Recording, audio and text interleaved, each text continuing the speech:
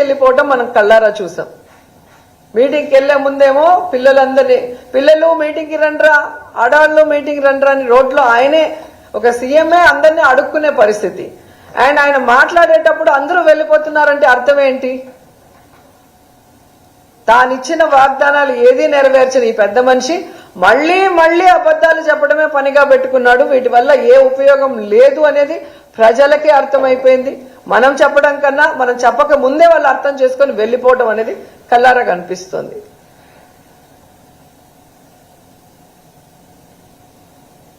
And Pawan Kalyan గారు ఎక్కడ నిద్రపోతున్నారో నాకైతే అర్థం కాలేదు. మొన్న తెలుగుదేశం పార్టీ వాళ్ళు చేసిన వెకిలి డ్రామాలకి,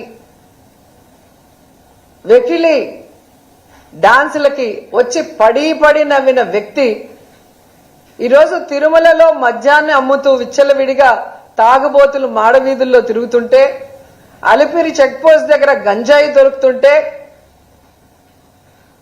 ఈ సనాతన యోధుడు ఎక్కడికి వెళ్ళాడు? ఎందుకు ఈరోజు తిరుమల మెట్లు కడగట్లేదని ప్రశ్నిస్తున్నా. ఒకవైపు ఫార్మసీ విద్యార్థిని ఏజీఎం దీపక్ వేధించి ఆమె చావుకు కారణమైతే మాట్లాడు, ప్రశ్నించడు. ఒక ఆడపిల్లకు అన్యాయం జరిగితే అక్కడ నేనుంటాను, వాళ్ళకి అండగా నిలబడి తప్పు చేసిన వాడిని శిక్షిస్తానన్న వ్యక్తి ఈరోజు ఎక్కడ నిద్రపోతున్నాడు కుంభకర్ణుడిలాగా నేను అడుగుతున్నా. వెకిలి డ్రామాలకి నవ్వటానికి సమయం ఉంది కానీ నీకు ఓటేసిన ఈ రాష్ట్ర ప్రజలకి మంచి చేయాలి,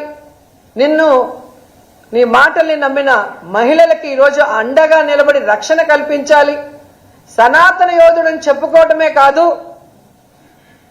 తిరుమలలో జరుగుతున్న అన్యాయాల్ని ప్రశ్నించి అవి అరికట్టాల్సిన బాధ్యత నీ మీద లేదా అని కూడా ఈరోజు ప్రశ్నిస్తున్నాం.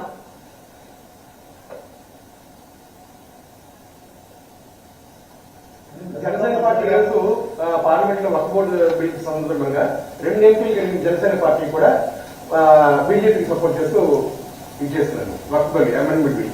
దాని గురించి మీరేమంటారు? ఈరోజు వాళ్ళు చేస్తున్న కార్యక్రమం ఈ రాష్ట్రంలో ఉన్న ముస్లిం సోదర సోదరి మనలందరూ కూడా గమనిస్తున్నారు.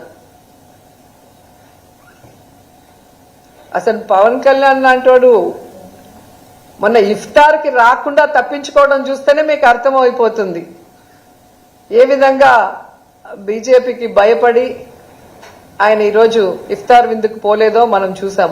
అలాంటి వ్యక్తి ఈరోజు ఓటు వేయకుండా ఉంటాడని ఎవరు అనుకోరు. కానీ వీళ్ళకి ఖచ్చితంగా ముస్లిం సోదర సోదరుమణులు త్వరలో బుద్ధి చెప్తారు, చంద్రబాబు నాయుడుకి కానీ పవన్ కళ్యాణ్కి కానీ.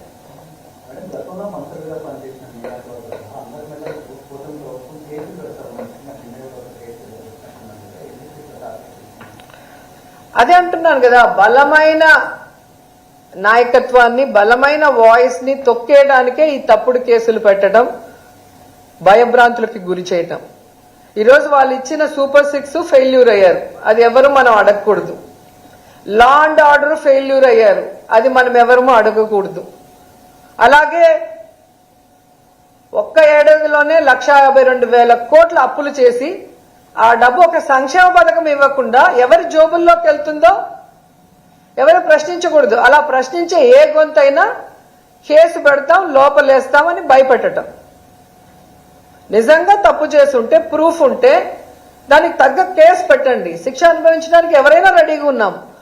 అంతేగాని దొంగ కేసులు పెట్టి మ్యానిపులేట్ చేసి డైవర్షన్ పాలిటిక్స్ చేయాలనుకుంటే భయపడే వాళ్ళు ఎవరూ లేరు.